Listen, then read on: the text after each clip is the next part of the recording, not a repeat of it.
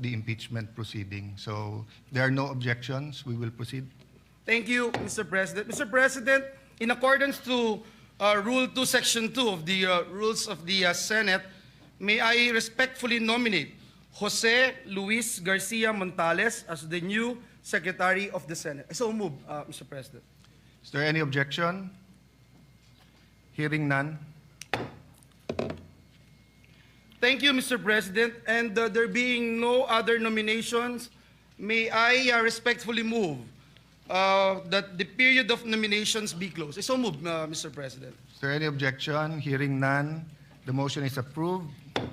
Pursuant to the rules of the Senate, there being no other candidate for the position of Senate Secretary, the voting will be viva voce. Those voting for Attorney Montales, please say aye. The ayes have it. Congratulations, Attorney Jose Luis Montales.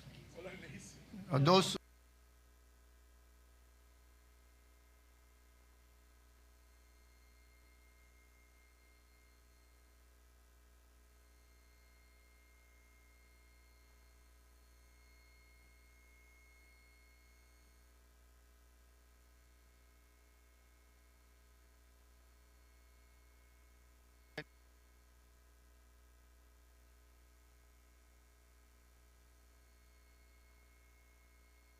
There being no other... Thank you, Mr. President. May I move for a minute suspension to allow our new Senate Secretary to ascend the rostrum and take his oath. So move, Mr. President. No, thank you. Thank you.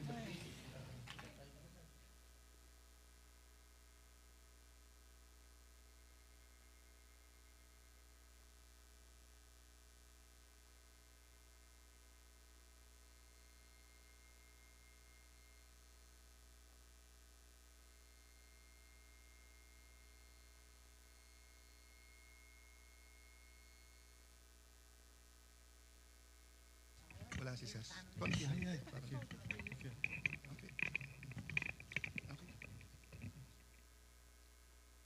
I state your full name. I, Jose Luis Garcia Montales, Having been elected to the position of Secretary of the Senate, having been elected to the position of Secretary of the Senate, do hereby solemnly swear do hereby solemnly swear that I will well and faithfully discharge, that I will well and faithfully discharge, to the best of my ability, to the best of my ability, the duties of my present position, the duties of my present position, and of all others I may hereafter and of all others I may hereafter hold under the Republic of the Philippines, hold under the Republic of the Philippines, that I will support and defend the Constitution of the Philippines, that I will support and defend the Constitution of the Philippines, that I will obey the laws, that I will obey the laws, legal orders, and decrees legal orders, and decrees promulgated by the duly constituted authorities, promulgated by the duly constituted authorities, and maintain true faith and allegiance and maintain true faith and allegiance to the Republic of the Philippines, to the Republic of the Philippines, and that I impose this obligation and that I impose this obligation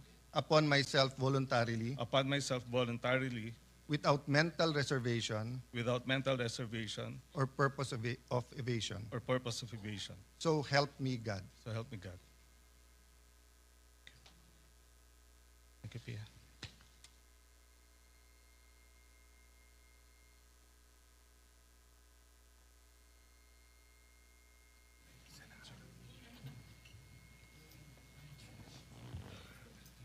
Nandiyan na yung sana.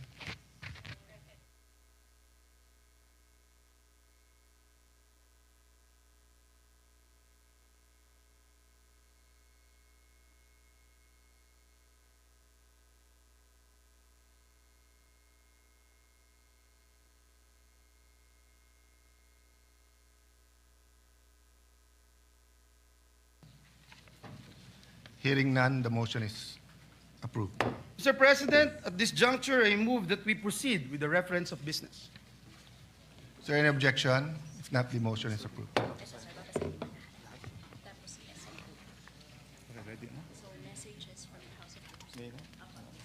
Messages from the House of Representatives.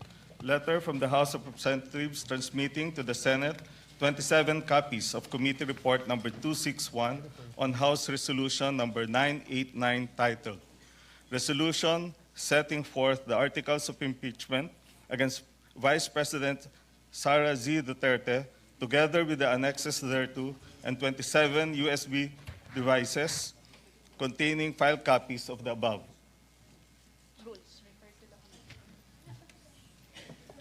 Referred to the Committee on Rules. Letter from the House of Representatives transmitting to the Senate the sealed box containing the documents from the Bureau of Internal Revenue relative to the impeachment proceedings against Vice President Sara Z. Duterte. Referred to the Committee on Rules. Letter from the House of Representatives informing the Senate that, in accordance with Section 16, Rule 6 of the Rules of Procedure in the impeachment proceedings of the House of Representatives, 20th Congress, Representatives Luis Ro, Ridon, Gutierrez, Zamora, Defensor, Diokno, De Lima, Bagao, Flores, Suwan, and Chua have been elected as prosecutors in the impeachment trial against Vice President Sara Z. Duterte. Referred to the Committee on Rules.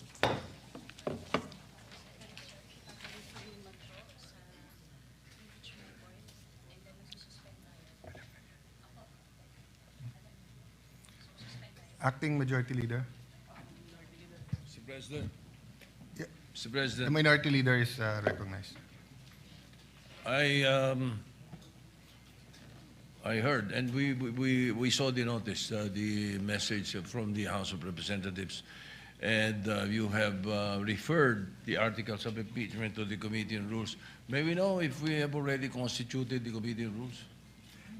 The Committee on Rules is in the acting capacity.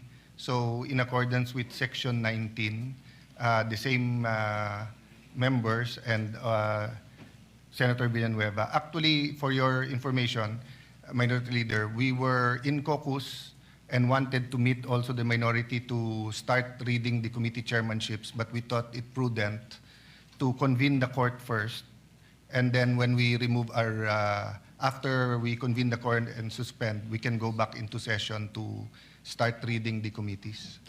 So I take it that right now the chairman of the Committee on Rules is in an acting capacity. Yes, Senator Villanueva. And an the acting. membership at this point would only be the ex officio members. And the members before the all positions were declared holdover vacant. from the previous, yes. In accordance with Section 19. Will you refresh me with Section 19, Your Honor, Mr. President? Because Yes, yes.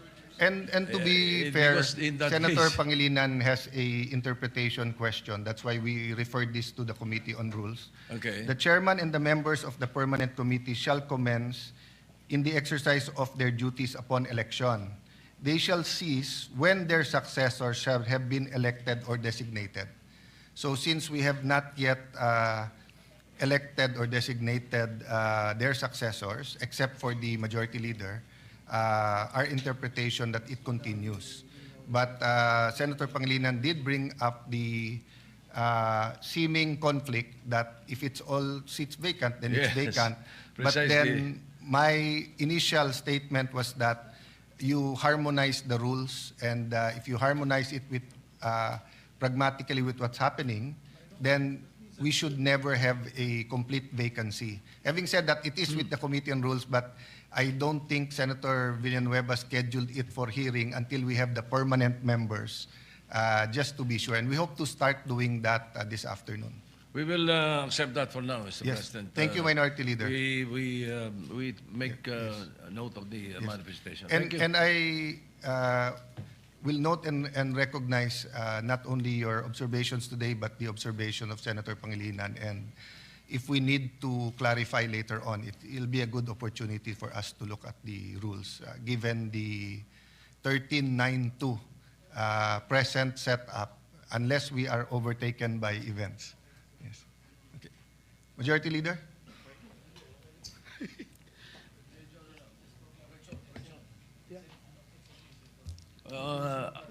Correction, Mr. President, 1311.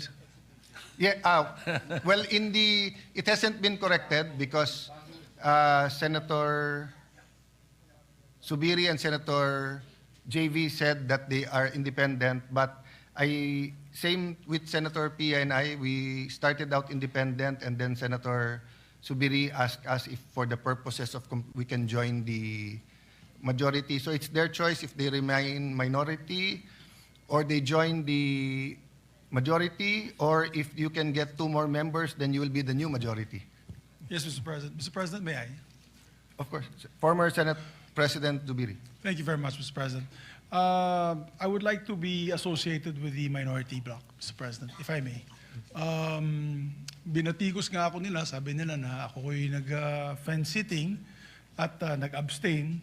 Nag-abstain lang ako para have a free hand to vote on which issue that I think is important for the Filipino people. But when it comes to the organization, I would like to associate myself with the minority, Mr. President. Thank you. Thank you, Senator Subiri. Yes. So,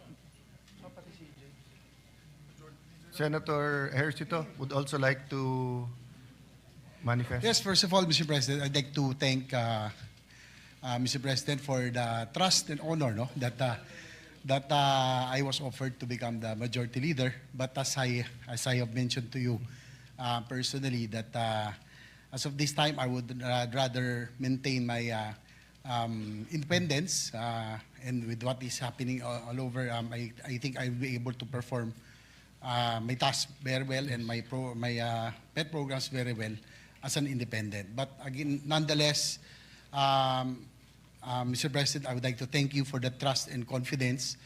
Being majority leader is a very, of course, it's one of the most powerful, we would say, position in the Senate. But I guess I have, at this point, I would like to maintain my independence. Yes. Mr. And President. I also understand. I also recognize that you will say that you will be our number 14, but until the time that we vote, any member, we have to respect their decision and always ascribe good faith. So we will continue to be good friends despite the political divisions or the nomenclature of who is in the majority or the minority. So for the purposes of today to the future, and unless a change is made, will you be an independent or will you be with the minority? Yes, for now, Mr. President, I'll be with the minority. Okay. But again, I would like to thank you for Yes. that and for the respect. And we will all still be friends, no matter what. Thank you, Mr. Thank you, President. Senator Ejercito. So the Secretariat has that noted, and we can now compute the membership at a 13-11 proportion, so that we do not, we're not accused of any delay. Acting Majority Leader, what's your pleasure Yes, Mr. about the President. articles of Yes, impeachment? yes, that Mr. has been President, just to referred? put on record, as Senator JV made mention, his statement is for the purposes of proportional representation in the membership of committees. Also, Mr. President, Senator Lacson asked this representation to put also on record the membership of the Senate Committee on Rules or ex officio members would have to be the new ex officio members. So just to put Yes. that on record, Mr. President. That's a correct observation Yes. from Senator Lacson. Thank you. Mr. President, with the permission of the body, the articles of impeachment have been referred to the Committee on Rules. May I respectfully move to refer the articles of impeachment to the impeachment court. I so move, Mr. President. Is there any objection? There's no objection. It is so referred. Mr. President, may I move that we suspend the session to convene the impeachment court. So move, Mr. President. If there's no objection, we will suspend and convene the impeachment court.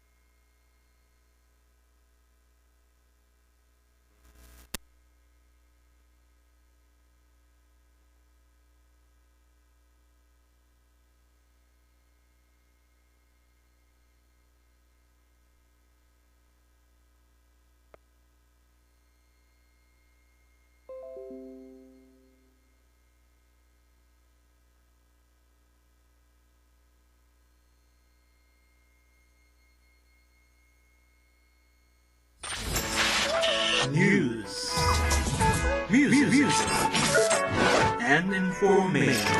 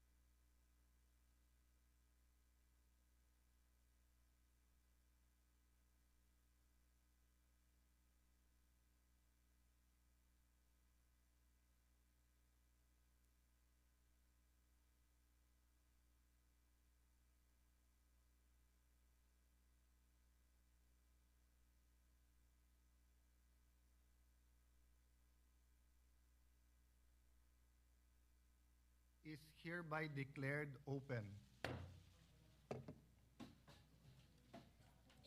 The clerk of court is directed to make the proclamation. All persons are commanded to keep silent under pain of penalty while the Senate is sitting in trial on the articles of impeachment against Vice President Sara Zimmerman Duterte. The clerk of court will please call the roll. Roll call of members. The Honorable Senator Judges Aquino, Cayetano Pia, De La Rosa, Ejercito, Escudero, Estrada, Gatchalian, Go, Ontiveros, Lacson, Lapid, Legarda, Marcoleta, Marcos, Padilla, Pangilinan, Soto III, Tulfo Erwin, Tulfo Rafi, Villanueva, Villar Camil, Villar Mark, Zubiri, the Senate President. With 23 senator judges present, the chair declares the presence of a quorum. Senator Judge Villanueva. Yes, Mr. President, Sir Presiding Officer, may we request Senator Judge Camille Villar to ascend the rostrum to administer the oath of the Senate President.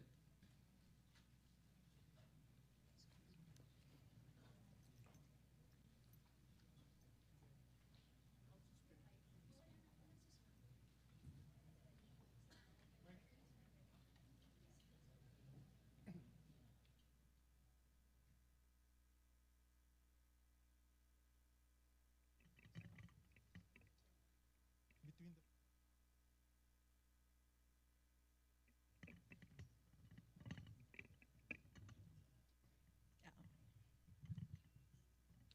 the Please raise your right hand. Impeachment trial of Vice President Sara Zimmerman Duterte. I state your name, I, Alan Peter Compañero Shram Cayetano, solemnly swear solemnly swear that in all things appertaining to the trial of the impeachment of Vice President Sara Zimmerman Duterte, that in all things appertaining to the trial of the impeachment of Vice President Sara Zimmerman Duterte, now pending, I I will do impartial justice according to the Constitution. I will do impartial justice according to the Constitution And laws of the Philippines. and the laws of the Philippines. So help me God. So help me God.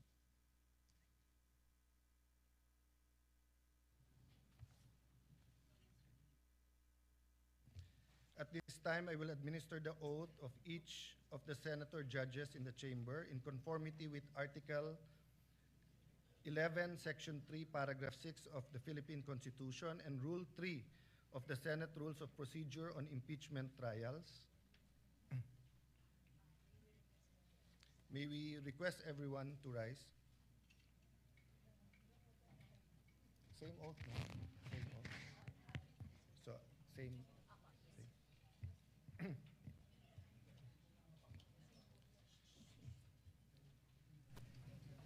I state your name. Solemnly swear that in all things appertaining to the trial of the impeachment of Vice President Sara Zimmerman Duterte,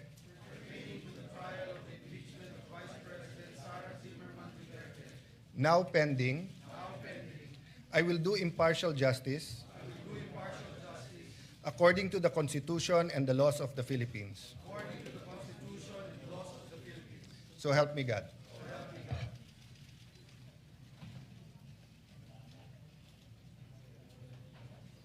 Senator Judge Villanueva. Thank you, Mr. President.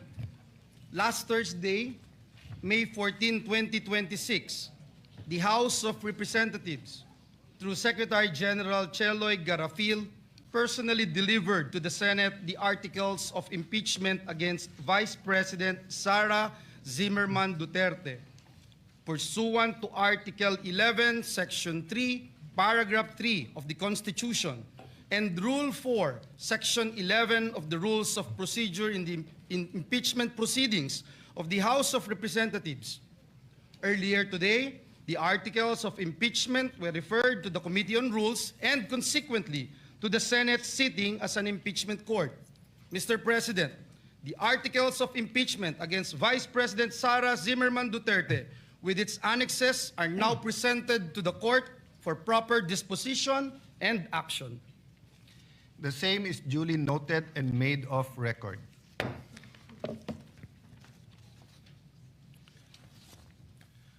For the record, Resolution Number 39 or the Rules of Procedure on Impeachment Trial shall continue to apply. We further note that Rule 6 thereof, which provide that the provisions of the rules of the Senate and the revised rules of court shall apply suppletorily whenever applicable. The court having been organized, and the articles of impeachment having been presented, let a writ of summons be issued to the Vice President Sara Zimmerman Duterte, who is directed to file her answer within a non-extendable period of 10 days from receipt. Pursuant to Article 7 of the Rules of Procedure of Impeachment Trial, she is directed to appear before the Session Hall of the Senate of the Philippines upon notice. The Sergeant at Arms is directed to serve the written summons on Vice President Sara Duterte along with a copy of the articles of impeachment. The prosecution may file a reply within a non-extendable period of 5 days from receipt of the answer. The parties may file their pleadings and annexes in person or through electronic mail. All other pleadings, motions, similar papers intended for the consideration of this court may be filed electronically. We will circulate the specific instructions on the format for the pleadings and manner of electronic filing for the guidance of all parties. Mr. President. Senator Judge. Thank you, Soto. thank you. Yes. Mr. President, may we be clarified when you say 10 days, is that working days or calendar days? Calendar days. Calendar days, and including the 5 days for the prosecution to respond. Yes, Your Honor. Thank you.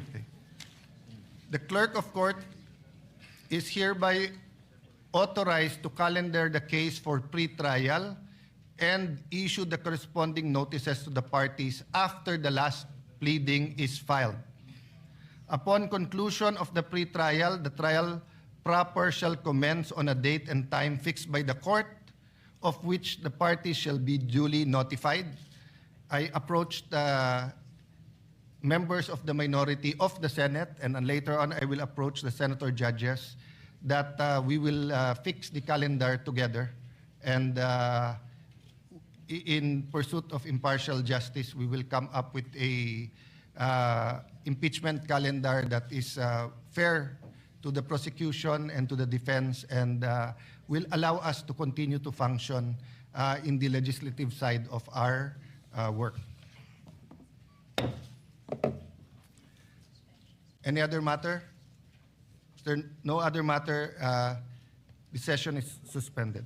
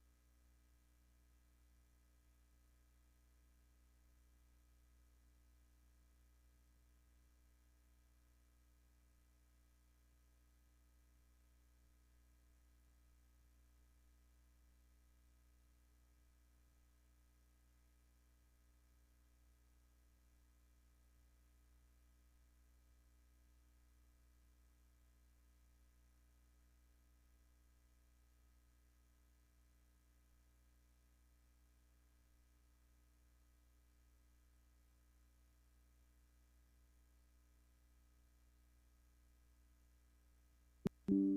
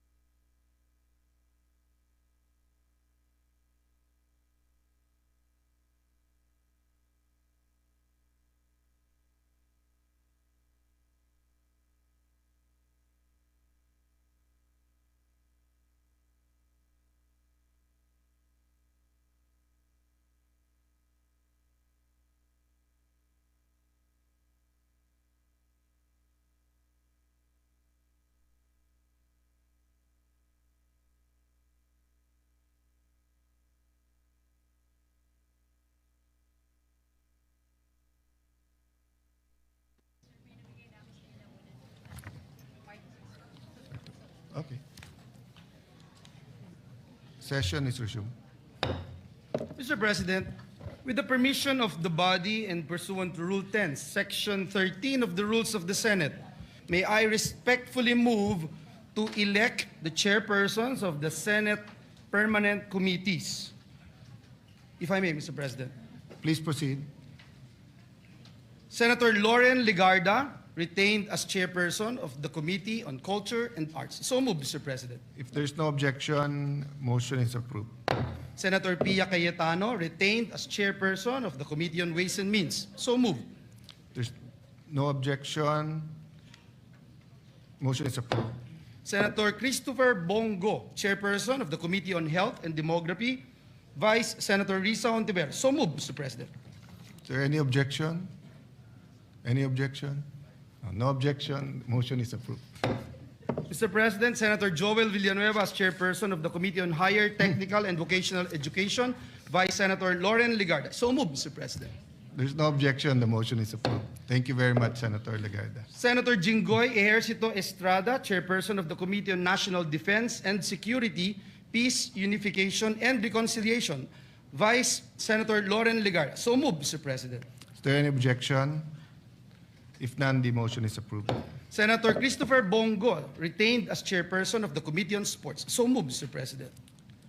Any objection? No objection. The motion is approved. Pang health na, pang sports pa. Senator Pia Cayetano, retained as chairperson of the Committee on Sustainable Development Goals, Innovation, and Futures Thinking. I so move, Mr. President. If there is no objection, the motion is approved. Senator Lauren Legarda, as chairperson of the Committee on Basic Education. Vice Senator Bam Aquino. I so move, Mr. President. Is there any objection? Hearing none, the motion is approved. Senator Dante Marcoleta, as chairperson of the Committee on Public Services. Vice Senator Rafi Tulfo. I so move, Mr. President. Is there any objection? Hearing none, the motion is approved. Senator Robin Hood Padilla, retained as chairperson of the Committee on Public Information and Mass Media. So moved, Mr. President. Is there any objection? If none, the motion is approved. Senator Robin Hood Padilla, retained as chairperson of the Committee on Cultural Communities and Muslim Affairs. So moved, Mr. President. Is there any objection? Hearing none, the motion is approved. Senator Jinggoy Ejercito Estrada, as chairperson of the Committee on Games and Amusement. Vice Senator Erwin Tulfo. So moved, Mr. President. Is there any objection? Hearing none, the motion is approved. Senator Pia Cayetano, retained as chairperson of the Committee on Energy. So moved, Mr. President. Is there any objection? If there's none, the motion is approved. May I ask for a minute suspension, Mr. President? Yes. Before the suspension, may I ask the chairpersons if they replaced another senator, if they can coordinate if there is any pending sponsorship that was already being discussed before the change in leadership. We actually have a weekly agenda, and as much as we can pursue the original committee report and sponsorship, the leadership will greatly appreciate that. No? Session suspended for a minute.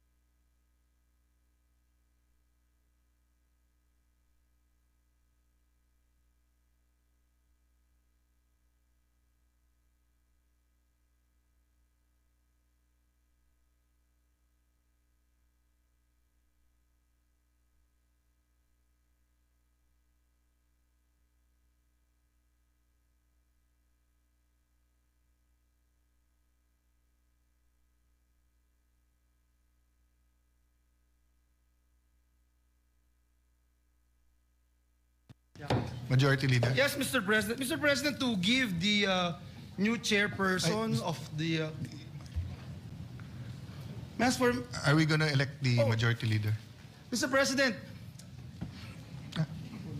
Tomorrow, either people are waving to me or saying no, so maybe we can take it up no, tomorrow. Mr. President, I would gladly elect Mr. President with the indulgence of our colleagues and with the permission of the body, especially with our... Majority Leader, we'll just do it tomorrow. Oh, okay. Okay. Yes, Mr. President. Now, Mr. President, as I was saying a while ago, to give our new chairman of the different Senate committees time to coordinate with the committee secretaries and committee reports pending in the plenary, and at the same time for the members to have more time in reading the articles of impeachment. Mr. President, may I respectfully move that we adjourn the session until 3 o'clock in the afternoon of Tuesday, May 19, 2026. I so move, Mr. President. Is there any objection? There being none, the session is adjourned until 3 o'clock in the afternoon, Tuesday, May 19, 2026.